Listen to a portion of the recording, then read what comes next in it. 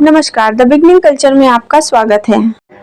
आज हम इस वीडियो में बात करेंगे मानवाधिकार आयोग के बारे में। मानवाधिकार आयोग कैसे करता है आपकी रक्षा? पुलिस आपकी एफआईआर दर्ज करने से मना करती है या देरी करती है, उस सूरत में भी आप मानवाधिकार आयोग का दरवाजा खटखटा सकते हैं। लगभग हर रोज खबरें आती हैं जिनमें लिखा होता है मानवाधिकार आयोग ने पुलिस को लताड़ा या कोर्ट को हिदायत दी। बहुत बार पीड़ितों को मुआवजा दिलवाने में भी मानवाधिकार आयोग का नाम आता है। बहुत से अपराधों और ज्यादतियों के मामले में, चाहे वे जनता की तरफ से हो या सरकार के किसी तंत्र के तरफ से, पुलिस और कानून की नज़र में जो अपराध निकल जाते हैं, मानवाधिकार आयोग उन पर कड़ी नज़र रखता है। तो आगे बात करते हैं मानवाधिकार क्या है। मानवाधिकार का मतलब उन सभी अधिकारों से है जो व्यक्ति के जीवन, स्वतंत्रता, समानता एवं प्रतिष्ठा से जुड़े हुए हैं। ये अधिकार भारतीय संविधान के भाग 3 में मूलभूत अधिकारों के नाम से साफ साफ लिखे गए हैं। इसके अलावा वो अधिकार जो अंतर्राष्ट्रीय समझौते के बाद संयुक्त राष्ट्र द्वारा स्वीकार किए गए हैं, उन्हें मानवाधिकार माना जाता है। इन अधिकारों में प्रदूषण मुक्त वातावरण में जीने का अधिकार, अभिरक्षा में यातनापूर्ण और अपमानजनक व्यवहार न होने का अधिकार और महिलाओं के साथ प्रतिष्ठापूर्ण व्यवहार का अधिकार शामिल है। मानवाधिकार आयोग 28 अक्टूबर 1993 को मानव अधिकार अध्यादेश के संरक्षण के तहत गठित एक स्वायत्त सार्वजनिक संस्था है। इसे मानव अधिकार अधिनियम 1993 द्वारा एक वैधानिक आधार दिया गया था। भारत का राष्ट्रीय मानवाधिकार आयोग मानव अधिकारों के संरक्षण और प्रचार के लिए जिम्मेदार है। इस अधिनियम के द्वारा परिभाषित जीवन से संबंधित अधिकार, स्वतंत्रता, समानता और संविधान द्वारा गारंटीकृत व्यक्ति की गरिमा या अवतरित अंतर्राष्ट्रीय करार। मानव अधिकार विभिन्न लोगों के लिए अलग अलग बात है। मानवाधिकार स्थैतिक नहीं है बल्कि प्रकृति में गतिशील है। नए अधिकार समय समय पर पहचाने जाते हैं और लागू होते हैं।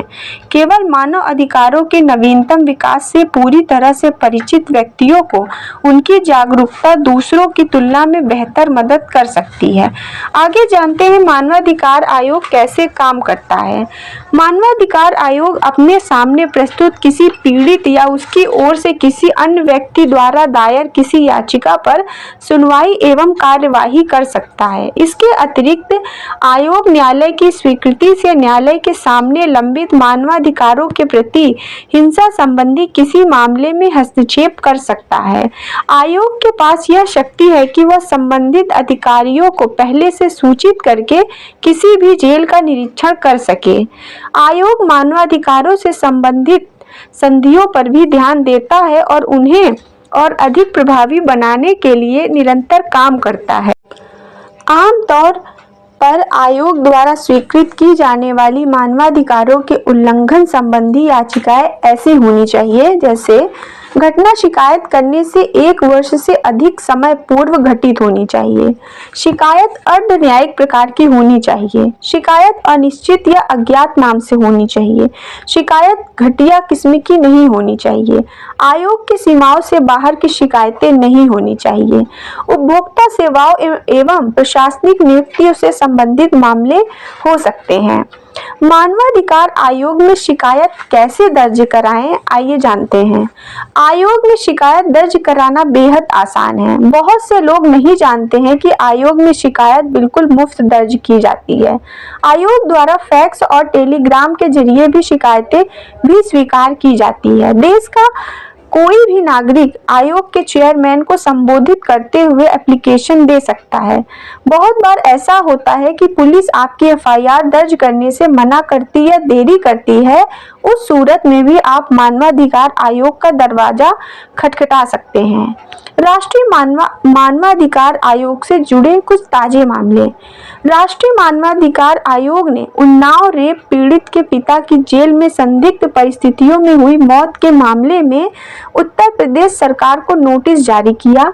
मामले में मीडिया रिपोर्ट पर स्वतः संज्ञान लेते हुए आयोग ने प्रदेश के मुख्य सचिव और उत्तर प्रदेश के डीजीपी से विस्तृत रिपोर्ट तलब कर रिपोर्ट में जानकारी देने को कहा है कि उन पुलिसकर्मियों के खिलाफ क्या कार्रवाई हुई जिन्होंने एफआईआर दर्ज करने से इनकार किया। आयोग ने कहा है कि डीजीपी बताएं कि न्यायिक हिरासत में हुई मौत की रिपोर्ट आयोग को 24 घंटे के अंदर क्यों नहीं दी गई। मामले में मृतक की हेल्थ रिपोर्ट भी मांगी गई है जब वह जेल में निरुद्ध किया गया था। साथ ही पूछा गया कि जेल प्रशासन की तरफ से उसका क्या उपचार किया गया। ये सारी रिपोर्ट मुख्य सचिव और डीजीपी को 4 सप्ताह के अंदर भेजनी होगी। आयोग के अनुसार मुख्यमंत्री आवास पर रेप पीड़िता आत्मदाह की कोशिश करती है और बीजेपी विधायक कुलदीप सिंह सेंगर पर रेप का आरोप लगाती है। इस घटना के एक दिन बाद ही उन्नाव जेल में पीड़िता के पिता की मौत हो जाती है, जो न्यायिक हिरासत में थे।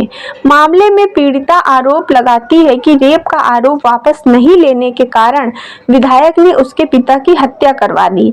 आयोग ने कहा कि अगर ये आरोप सही है तो पीड़ित परिवार के मानवाधिकार के उल्लंघन का गंभीर मामला है।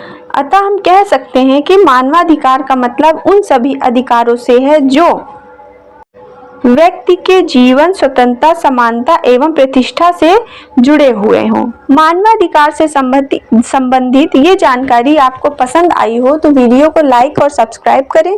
धन्यवाद।